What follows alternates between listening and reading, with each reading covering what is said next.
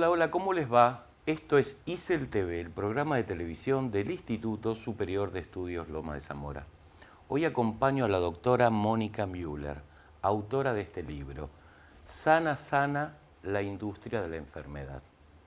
A esta mínima presentación de Mónica voy a agregar lo que ella dice de sí misma, una médica que ejerce una especie de medicina aún no tabulada por la ciencia convencional. Mónica, gracias por habernos hecho un lugar en la agenda de tu consultorio y a tus pacientes por permitirnos que hoy vos estés aquí. Gracias a ustedes, Juan Carlos. ¿Cuál es esa medicina no tabulada que ejerces? Es la homeopatía. En realidad no es una especie de medicina, sino que es una medicina, una forma de medicina aceptada, reconocida y valorada en todo el mundo, en casi todo el mundo, sobre todo en Europa, y muy poco en la Argentina, como es muy poco conocida en Estados Unidos. En realidad, desde el punto de vista médico, Argentina es una colonia de Estados Unidos, y en Estados Unidos es una medicina que no se tiene en cuenta prácticamente, aunque muchos pacientes, en el 2004, hace 10 años, me acuerdo una encuesta, decía que el 55%, más de la mitad de la población, había consultado a algún médico no convencional, un médico alternativo, ¿no? Entre ellos, gran parte homeópatas, porque hay homeópatas en Estados Unidos. En Europa es la medicina, una de las medicinas más reconocidas, aceptadas. Creo que todo el mundo sabe que la corte de Inglaterra se trata con homeopatía desde siempre. Ah, mira vos, no tenía ese Claro, dato. desde siempre, sí. La reina esta que vivió 100 y pico de años se trataba con homeopatía. Hay fotos de ella cortando una torta con una espada en un aniversario de la Asociación Médica Homeopática de Inglaterra. Hay hospitales homeopáticos, hay asociaciones homeopáticas por toda Europa. Bueno, porque nació en Europa y porque a la gente se le permite ahí, las prepagas cubren, los seguros médicos cubren la homeopatía, hay laboratorios homeopáticos. Es una realidad que no conocemos acá.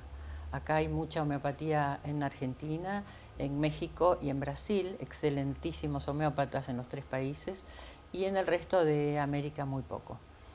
Bueno, es una medicina hermosa que yo amo, que todos mis colegas aman. Siempre comentamos qué placer es llegar al consultorio, experiencia que los otros médicos en general no tienen, porque tenemos una agenda de 6 o 7 o 10, algunos días, pacientes en el día, mientras los otros pobres médicos atienden 50, 60, y es muy diferente, es más tipo colectivo lo que les pasa a los pobres otros médicos que tienen 10 minutos para cada paciente y no pueden entregarse al paciente como realmente corresponde para poder curarlo. Así que es una forma de medicina que la ciencia, lo que actualmente se considera la ciencia, que tiene sus modos de medir y de establecer qué vale y qué no vale, esta medicina escapa a esa ciencia, aunque está siendo estudiada no desde el punto de vista químico, sino desde el punto de vista físico. Está siendo estudiada por la nanomedicina, que es una disciplina bastante nueva, y están empezando a entenderse los mecanismos de acción de la homeopatía, que hasta ahora eran francamente misteriosos. Pero tiene que ver con la nanomedicina. Es una disciplina que en unos, calculo yo, 6 o 7 años va a permitir entender por qué funciona tan bien como funciona.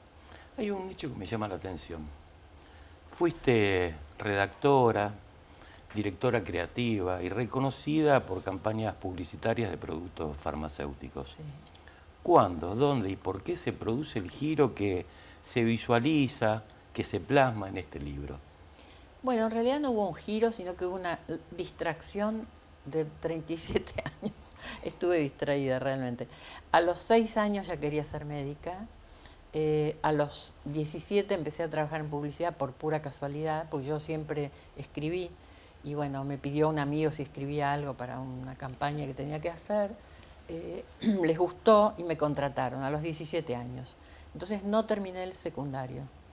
Me quedé debiendo 4 o 5 materias del último año, empecé a trabajar en publicidad muy rápidamente. me transformé como en una estrella. En esa época era así, no era como ahora, que hay universidades, cursos de X años para ser publicitario. En esa época alguien que escribía o que dibujaba o que pintaba podía ser un creativo reconocido en publicidad. De hecho, muchos compañeros míos son pintores muy conocidos, compañeros de aquella época, ¿no? Pintores, ilustradores, escritores. Era una de las formas de vivir que teníamos los que éramos artistas en algún campo. Entonces rápidamente me fue bien y en esa época uno era llamado por distintas agencias, había un clima mucho glamour, mucha plata, mucho reconocimiento. Y bueno, a esa edad es difícil zafar de eso y creo que a cualquier edad. Entonces me fui distrayendo realmente. Hasta que a los 30 años dije, ¿cómo? Yo quería ser médica, me olvidé.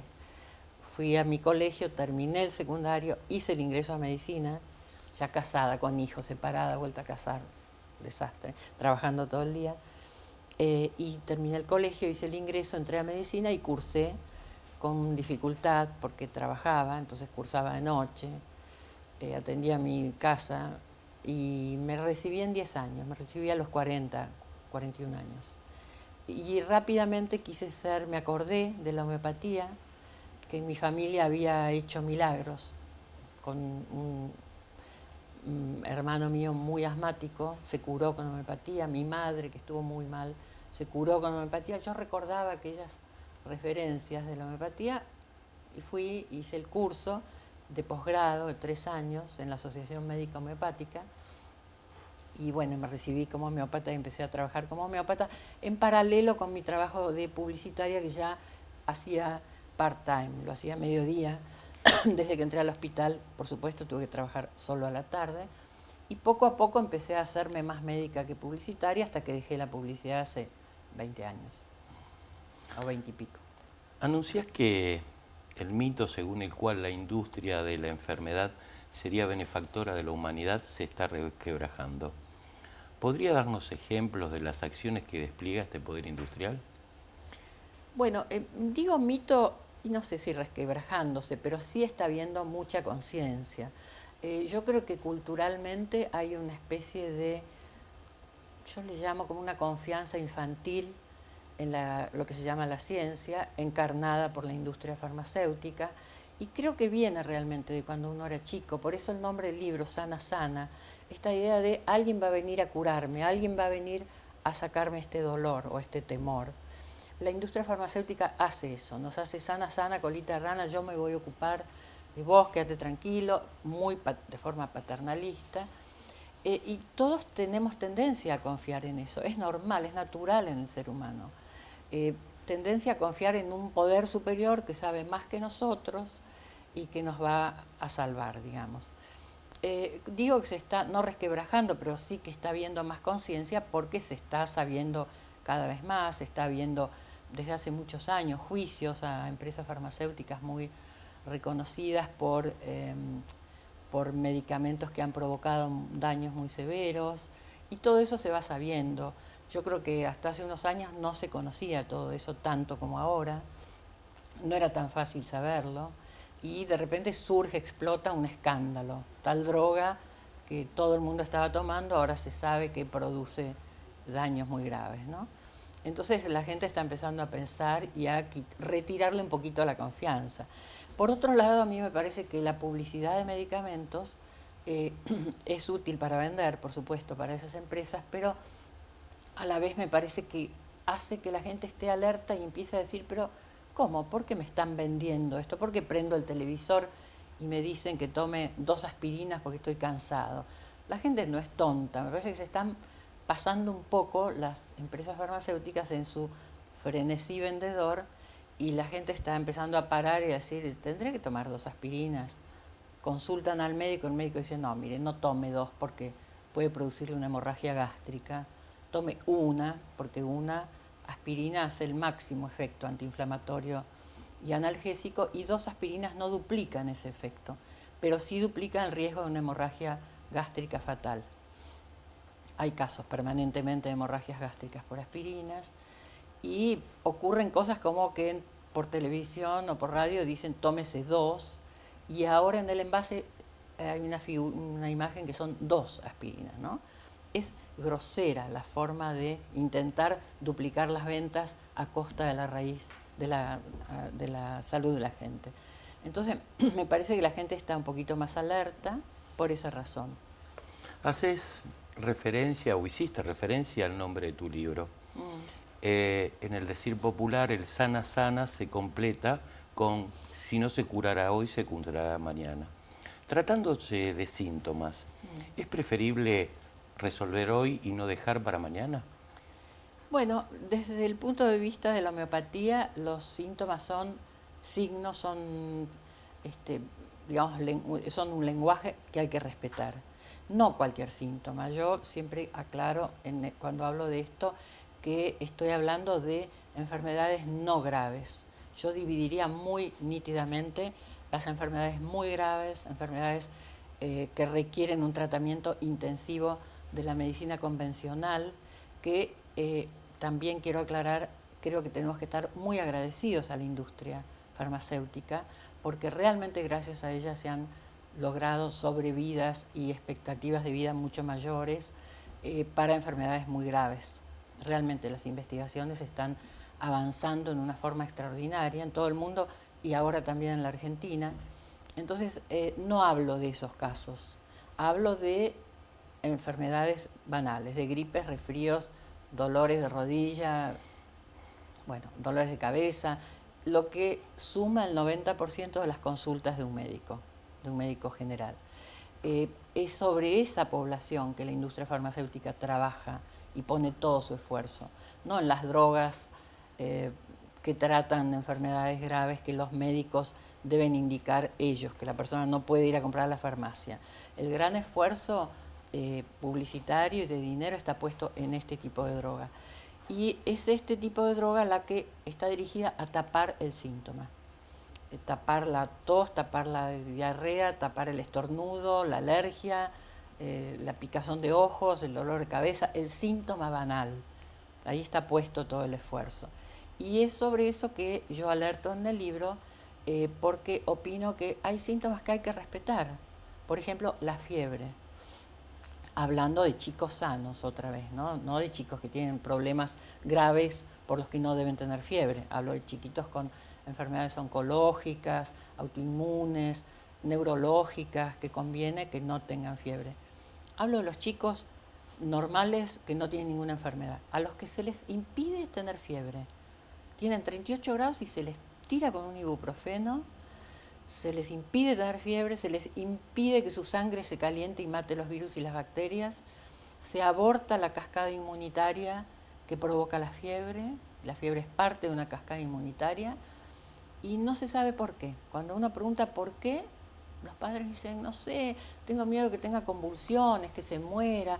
Hay una serie de mitos que circulan en los padres, ¿no? Acá y en todo el mundo, está muy estudiado, esto se llama la fiebrefobia. Pero me acuerdo en un Ateneo a un médico clínico residente, recién recibido, le preguntó otro médico que sabía mucho, ¿por qué da ibuprofeno para abortar la fiebre de un chiquito que tiene un resfrío? ¿Por qué? Una gripe. ¿Y por qué le da un antitérmico? Y el residente dijo, y porque existen. Esa es la lógica de la industria farmacéutica. Ponemos a su disposición un montón de medicamentos para que usted no tenga ningún síntoma, para que se los tome y se vaya a trabajar. Por ejemplo, antigripales, ¿no? El abuso de esas drogas es tremendo. No solo alertás sobre la fiebre en tu libro, alertás sobre otros riesgos como el laboral, entre saber y no saber enfermarse. ¿Es posible desde lo individual resolver este dilema entre enfermarse y ser un buen trabajador? Yo creo que no. En nuestra cultura actual creo que es imposible. La competencia es feroz. Aunque haya menos desocupación como hay ahora en la Argentina, pero igual la competencia es feroz. En Europa, donde estuve hace muy poco, la desocupación es un problema tremendo, gravísimo, realmente desesperante. Y no se puede imaginar uno a un obrero. Hablemos de Italia, donde estuve hace poco y realmente el mapa de la desocupación es algo dramático. No puede un obrero de Sicilia faltar 3 días para quedarse en su casa curándose una gripe. Por supuesto, lo reemplaza otro y se queda sin trabajo. Y lo mismo ocurre en otros países que tienen desocupaciones menos tremendas, en otros lugares del mundo. La competencia es terrible. Yo lo veo en pacientes míos profesionales, abogados jóvenes, mujeres sobre todo, que están tironeadas entre su casa, sus hijos, su trabajo. El chiquito que tiene un resfrío, ¿qué hacen? Le dan un ibuprofeno y lo mandan al colegio. A mí me ha pasado en el jardín de infantes de mi nieto, una nenita con tos, con fiebre, y la abuela iba y le daba ibuprofenos todo el tiempo, ¿no? Abortaba el síntoma, tapaba, obtura el síntoma, la nena parece sana, aunque estaba con la cara así, pobrecita, contagiando a todos sus compañeros de colegio. Y pregunté, ¿pero por qué? Dijo, y porque la mamá tenía que ir a trabajar, entonces lo tiene que mandar al colegio. Y lo mismo pasa con los adultos. Se toman un antigripal que tapa todos los síntomas, la fiebre, la tos, la congestión, y van a trabajar repartiendo el virus en el subte, en el colectivo, en el ascensor y en la oficina. Es imposible decirle a alguien actualmente, quédese en su casa, tómese 3 días y cúrese de la gripe. Por eso es un problema muy complejo. El sistema de salud es parte del sistema mundial de ocupación y laboral y social y demás, y se crean estos mitos que hacen que por televisión se diga, está enfermo, levántese, tómese un antigripal y vaya a bailar, vaya a trabajar.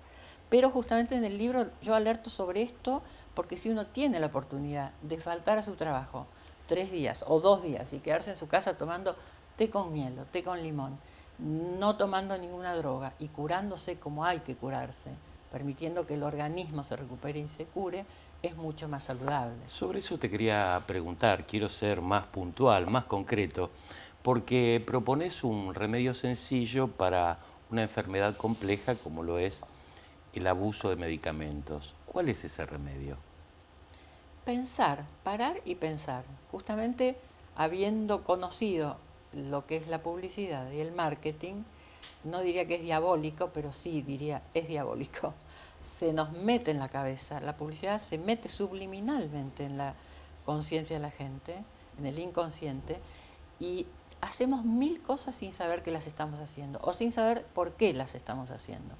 Entonces lo que propongo en el libro es pare, piense, antes de abrir el blister, piense qué tengo que hacer, no qué tengo que tomar. Porque la primera reacción es ¿qué tengo que tomar? Pare y piense, ¿qué tengo que hacer? ¿No será mejor descansar? O tengo el colesterol alto, tengo exceso de peso. En lugar de decir, ¿qué puedo tomar? ¿Qué puedo tomar? Piense, ¿qué puedo hacer? ¿Cambiar de dieta? ¿Salir a caminar 1 hora por día? Por lo menos eso es lo que les propongo a mis pacientes también, acompañándolos en ese cambio de hábito, porque yo sé que no es fácil. Yo soy la persona menos indicada para moralizar sobre eso, porque he fumado muchísimo, como de más, me muevo poco.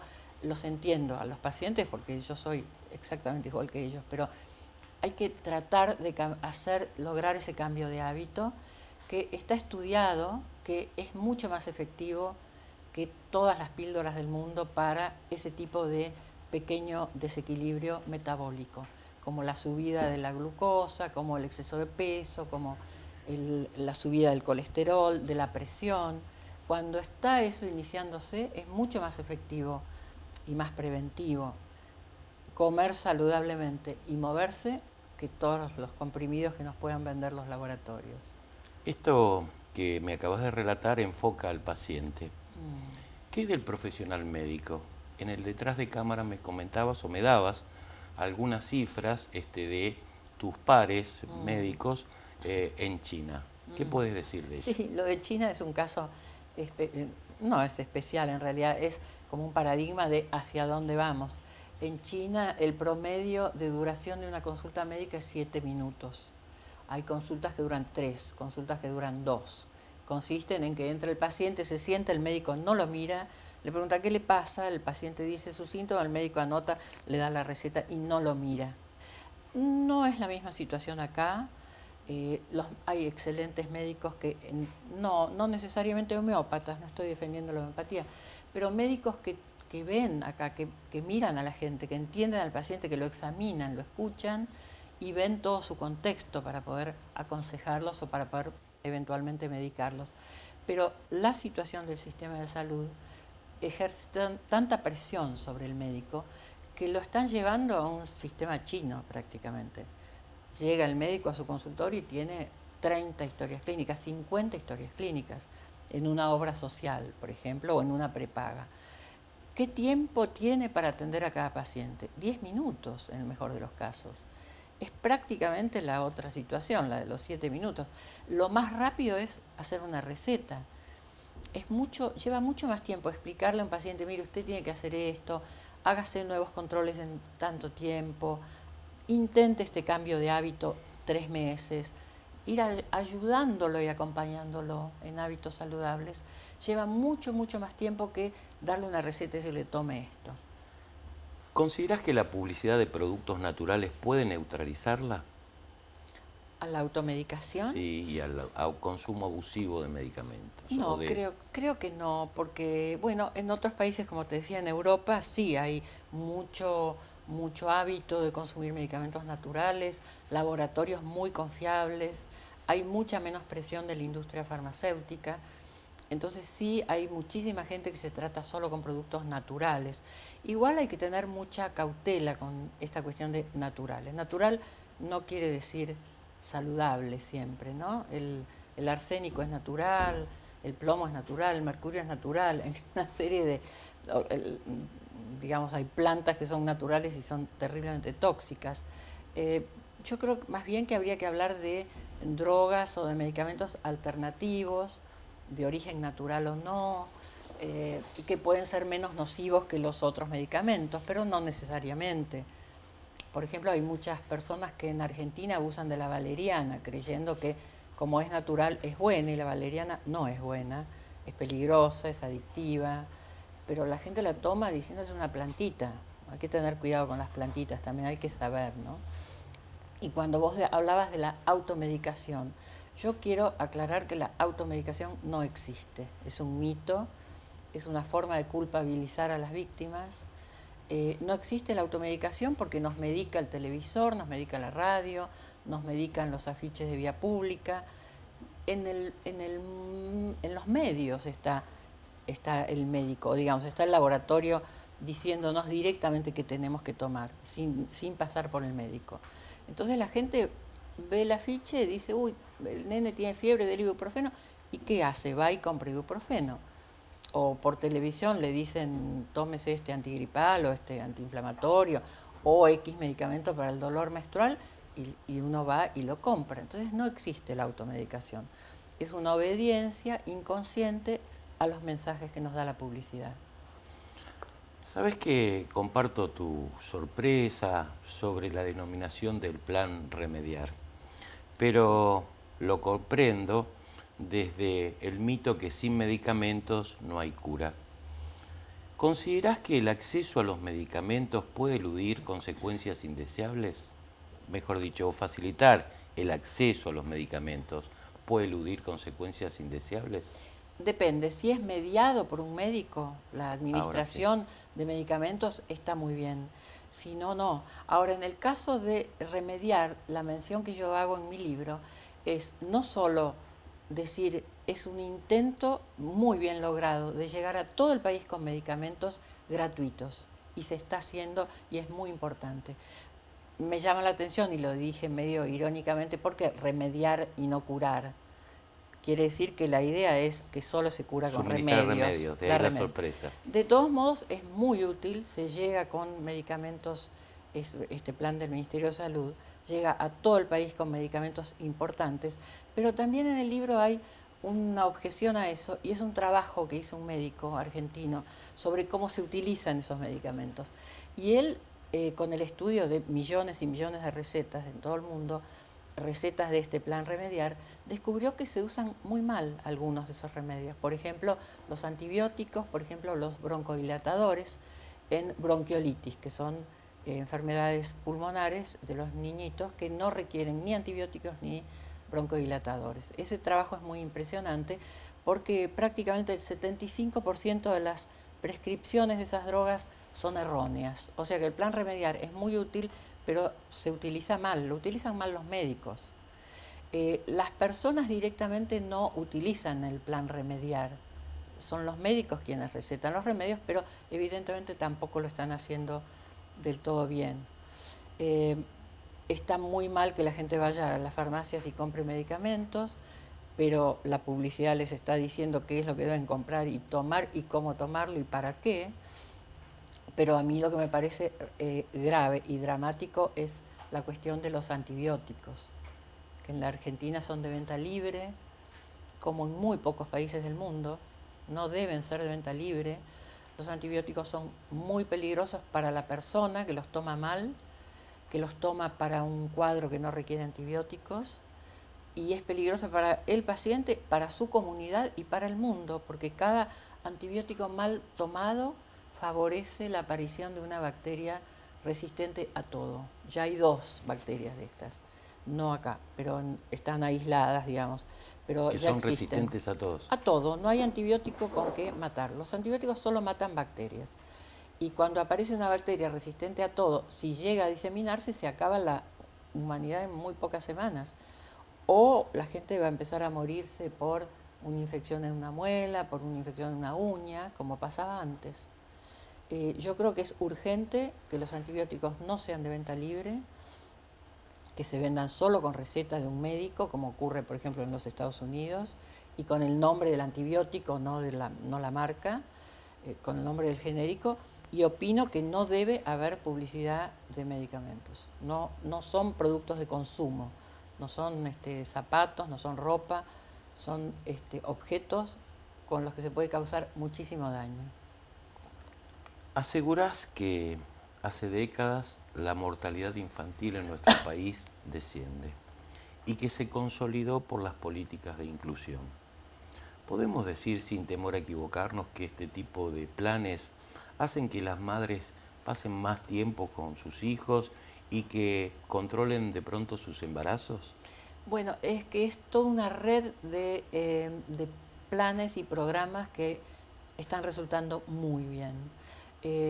Por supuesto, esto de la asignación universal por hijo, Exacto. yo las veo a las mamás solteras, pobres, con su chiquito, se inscriben y obtienen ese dinero que no es mucho. No es ese dinero el que les permite estar con los hijos más, pero por ejemplo hay que tener en cuenta que la cuestión de la jubilación, el sistema jubilatorio, que incluyó a tantos millones de personas que antes no podían jubilarse, hace que la abuela esté presente. Hay que tener en cuenta la función, yo lo digo como abuela, estoy a favor de las abuelas, los abuelos, los mayores que pueden estar en la casa, gente de 70, 80 años que no tiene que salir a trabajar como antes, sino que se puede quedar cuidando a sus nietos. Y el plan, por ejemplo, de la asignación universal por hijo, lo que tiene para mí de más interesante, más que el dinero que se recibe, es la obligatoriedad de ciertas cosas que debe hacer la madre. La obliga a vacunar a su chico, la obliga a escolarizar al chiquito y le da también el otro plan que se llama Sumar, que es un plan de alcance nacional, que es el plan de salud que tienen todas las personas que tienen la asignación universal por hijo, que cubre embarazo, niñez y adolescencia. Entonces los embarazos están más controlados. El grueso de la mortalidad infantil tradicionalmente está dado por la falta de control en los embarazos. Esto obliga a la madre a controlar su embarazo y ahí ya se reduce enormemente la tasa de mortalidad infantil. Se sabe si la mamá tiene una enfermedad que puede contagiarle al chiquito, si tiene problemas de peso, enfermedades autoinmunes, enfermedades congénitas de ella que puede el chiquito heredar. Bueno, eso permite un control sobre el chiquito que van a hacer. Y además este plan Sumar cubre todos los problemas de salud del chico y del adolescente. Por ejemplo, enfermedades cardíacas congénitas que desde el año pasado está cubriendo a chicos hasta 16 años. Es otra gran causa de mortalidad. Disminuyó en un 84% la lista de espera para ser operado por una enfermedad cardíaca congénita. Eso es un avance enorme. Entonces no es solo la asignación universal, es la red de programas que sostienen esto, lo que yo creo que realmente está haciendo que haya menos mortalidad infantil, y menos mortalidad materno-infantil, que es otro problema que teníamos. ¿Sabes que la expresión industria de la enfermedad invita a preguntarse quién debería controlarla? Y si quienes lo hacen o lo deberían hacer no saben o no pueden. Ah, no sé si no saben o no pueden, pero lo que es obvio es que debería haber mucho más control, muchos más límites. Estoy absolutamente convencida y lo defiendo a muerte. Y la responsabilidad es del Estado, no es de los médicos, no es de los laboratorios. Yo defiendo nuevamente a los laboratorios, aunque el libro parezca estar en contra de ellos. Los defiendo porque son empresas, empresarios que han elegido trabajar en este tema, el desarrollo, la investigación de drogas. Yo le llamo irónicamente de la enfermedad, porque en el libro explico cómo crean enfermedades también, o cómo crean la idea de que estamos enfermos, o la idea de que estamos graves, o que por ahora estamos sanos, pero ya nos vamos a enfermar si no tomamos X droga, ¿no? Bueno, son sus políticas de marketing. Entonces, son empresarios que han decidido dedicarse a este rubro, como podrían haber fabricado salamines, pero fabrican esto por alguna razón, y tienen derecho, es legítimo. Lo que no está bien es que el Estado les permita libremente hacer publicidad, vender como venta libre medicamentos peligrosos. Entonces, la responsabilidad es del Estado, no es de las personas que se automedican, no es de los médicos que muchísimas veces no recetan y sin embargo el paciente va a la farmacia y lo compra igual. No es de los laboratorios porque están haciendo su negocio, pero sí el Estado debe limitar y controlar esta actividad seguro. La alimentación saludable es uno de los temas en los que invertís varias páginas. Encontré algunos pasajes autobiográficos de severa autocrítica. Sí. Eliezer piensa en la alimentación saludable de sus chicos y chicas del secundario. Y más que en la alimentación y los almuerzos saludables de los chicos y chicas. ¿Pensás que encontraremos aliados o detractores en este programa? Yo creo que van a encontrar detractores solapados. Nadie va a decir, no, está mal que les den alimentos sanos. Pero van a decir, preferimos el pancho y la hamburguesa. Les van a decir, les donamos postrecitos, les donamos juguitos. Esa es parte de la estrategia de marketing. Estoy en contacto siempre con Soledad Barruti, que es una periodista extraordinaria, que escribió un libro, Mal Comidos, y que está investigando, se mete por los lugares más insólitos. Y ella me contaba que en el Amazonas, bueno, en Brasil está habiendo una política buenísima sobre el tema alimentación sana. Aparece el ministro de Salud y dice, alimento sano, y muestra una banana. Alimento industrializado, no es tan sano, y muestra un postrecito hecho con sabor banana.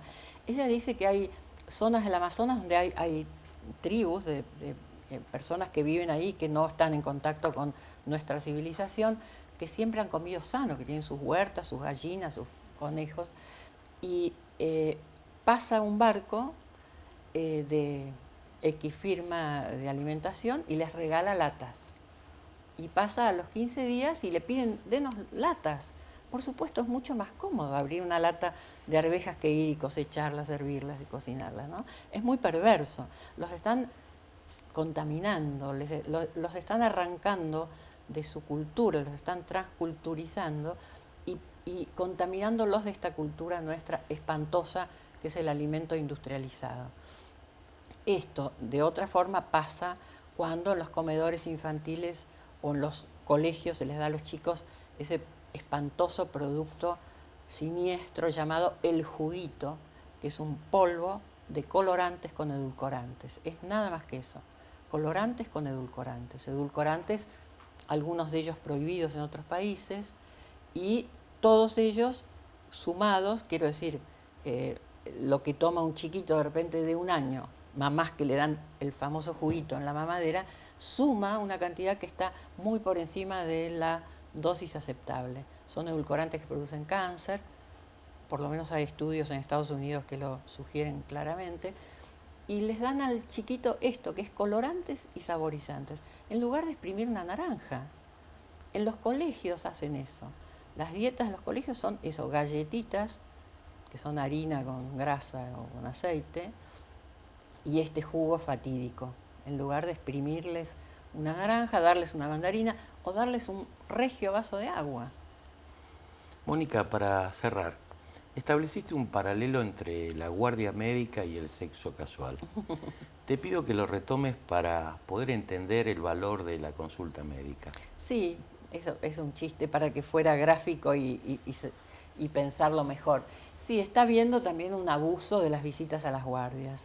Las empresas de medicina prepaga dan como servicio la guardia. Y es un buen sistema, digo, para ellos, un buen negocio. Porque los médicos de las guardias normalmente son médicos recién recibidos, con poca experiencia, a los que se les paga poco, que pasan una enorme cantidad de horas en los consultorios, agotados, pasados de actividad, mal pagados, recibiendo una enorme cantidad de personas que van a las guardias por síntomas que no tienen ninguna importancia, porque toda esta cultura médica nueva, en la que las prepagas empezaron a tener un protagonismo enorme, las prepagas proponen una fantasía que es la salud, trabajamos por su salud, manténgase sano, hotelería 5 estrellas, y es un seguro que la gente está pagando, caro, muy caro, y la gente quiere a cambio de eso algo.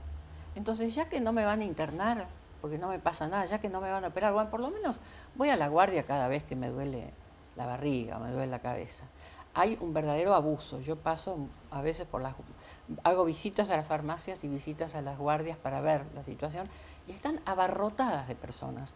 No son personas que están graves. Digo, antes cuando yo estudiaba medicina, no hace tanto, a las guardias iban las personas que tenían un problema grave, que requería una atención médica urgente. Ahora van muchísimos por una pavada, y el pobre médico que está agotado lo atiende como puede, y no lo atiende muy bien, y la persona se pasa 4 horas en la guardia contagiándose enfermedades de las otras personas. Y digo que es como el sexo casual porque realmente no se hace ninguna relación con ese médico. El médico no hace relación con la persona ni el paciente con el médico. Se cubre el tema rápidamente, pum, váyase y después pídale turno a su médico o a otro médico que lo va a atender mejor. Pero como está tan complejo el sistema de salud, ese otro turno para el especialista, al que uno necesita ver, pueden dárselo para 2 o 3 meses después. Por eso también mucha gente va a las guardias. A mí me lo dicen con mucha frecuencia. Tengo un poquito de taquicardia, no sé qué tendré, así que fui a una guardia. ¿Qué le va a dar el médico en la guardia? Algo para bajarle la presión, un ansiolítico. Y le dice, pida turno con un cardiólogo, pero se lo dan para dentro de 3 meses. Entonces la persona se olvida, le baja, disminuye la taquicardia, hasta que tiene un poquito de taquicardia otra vez va a otra guardia. Es una horrible degradación de lo que es la medicina y la atención médica. Gracias, Mónica. Espero que hayas estado cómoda. Sí, Juan Carlos, muy cómoda. Gracias a vos. Hemos visto que es preferible prevenir que curar, y en alguna medida más económico y fundamentalmente más humano. Suelo despedirme con un deseo: larga y buena vida.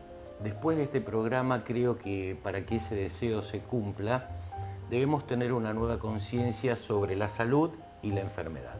Hasta la próxima semana.